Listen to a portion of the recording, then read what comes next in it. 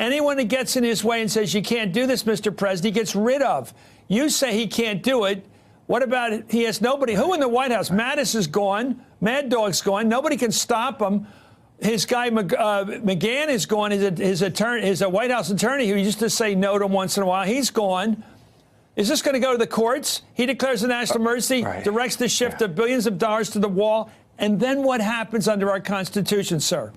Our framers were very wise, and they created 3 branches of government. I am convinced the courts will stop the president if he were to declare a national emergency to build a wall. The framers of the Constitution gave Congress, specifically the House of Representatives, the power of the purse. The president can't go around that power simply by making up a national emergency and appropriating funds that Congress specifically did not authorize.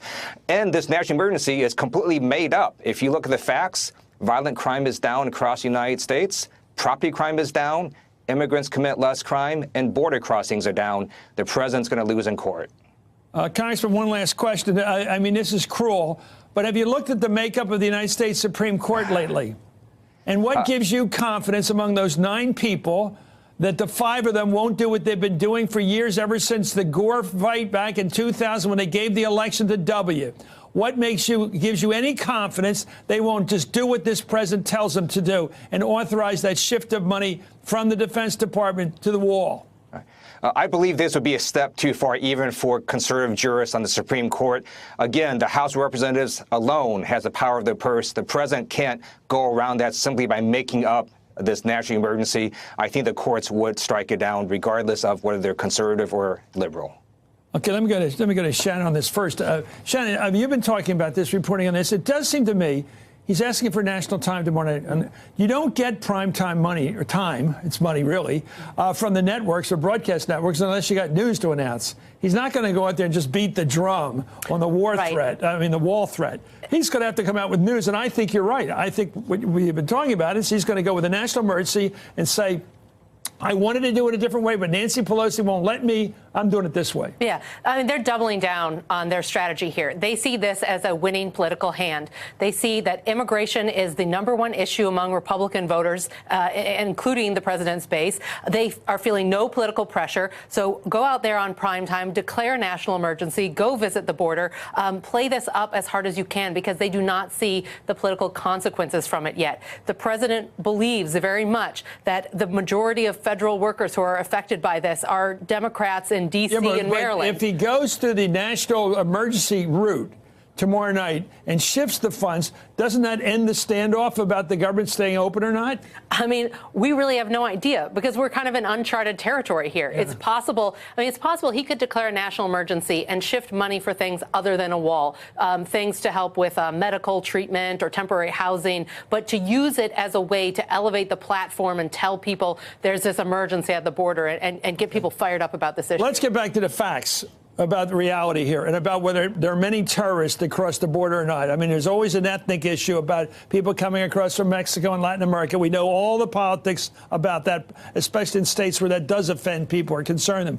White House Press Secretary Sarah Sanders was challenged yesterday when she said that thousands of terrorists have entered the country through the southern border. Let's watch that.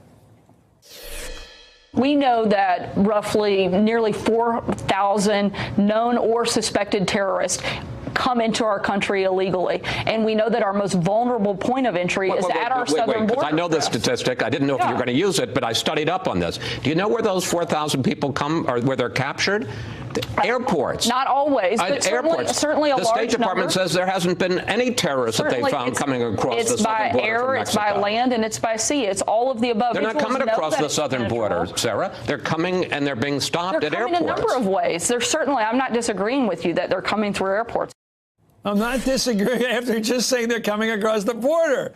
As a follow-up, NBC News has reported today that U.S. Customs and Border Protection encountered only 6 immigrants on the U.S.-Mexican border in the first half of the last fiscal year whose names are on a federal government list as known or suspected terrorists. Just 6. That's according to data provided to Congress last May. John Brabender, I assume that the reason he keeps talking about terrorists, because then he can say to people, well, they're not prejudiced against Hispanics. They're just worried about terrorists. But there is no terrorist threat from the southern border.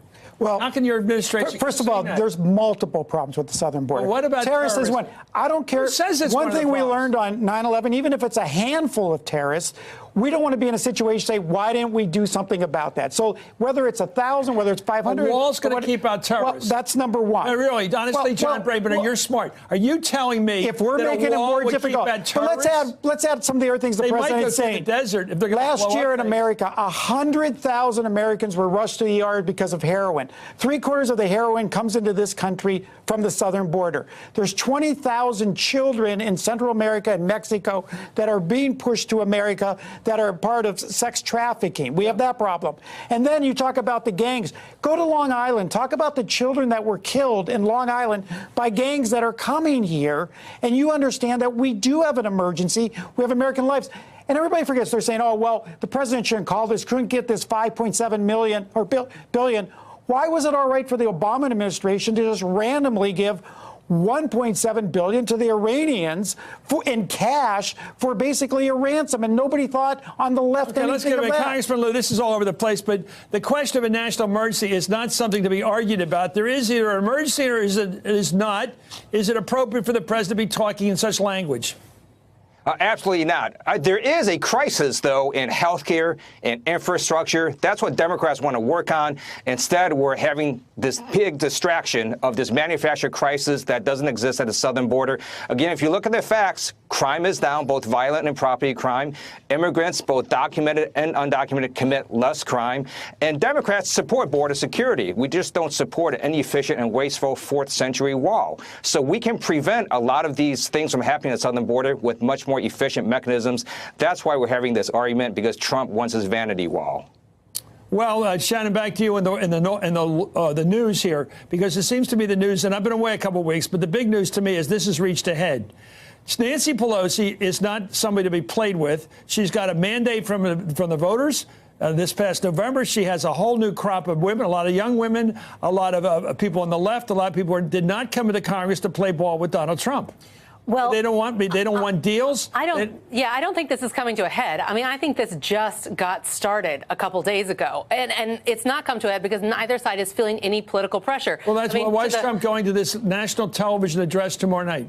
To speak to his base, to speak to Republicans. I mean, I think John's point is sort of you can argue with it or not, but the Republicans perceive immigration as a major issue. You can argue whether or not it should be perceived as a major issue, but they feel it is. So while most of the Americans will probably tune out a national address from the president in prime time, you speak to Republicans who see the president. Okay, we only have a minute. I want to put a question to both of you. Do you think the president thinks he can win a war of attrition? Just wait it out. I don't think so. This thing about the garbage piling up and the paychecks not being delivered and people not getting their tax returns, they're not getting their returns.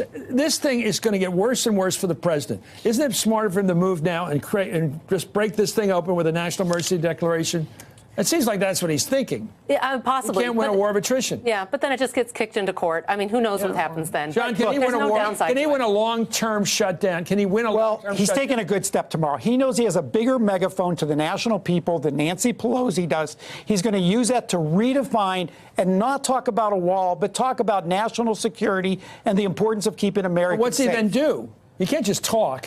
What he's going to do is he's going to lay out the case of why there is a national problem, emergency, and say, I don't want to start there, but the Democrats don't care about your security.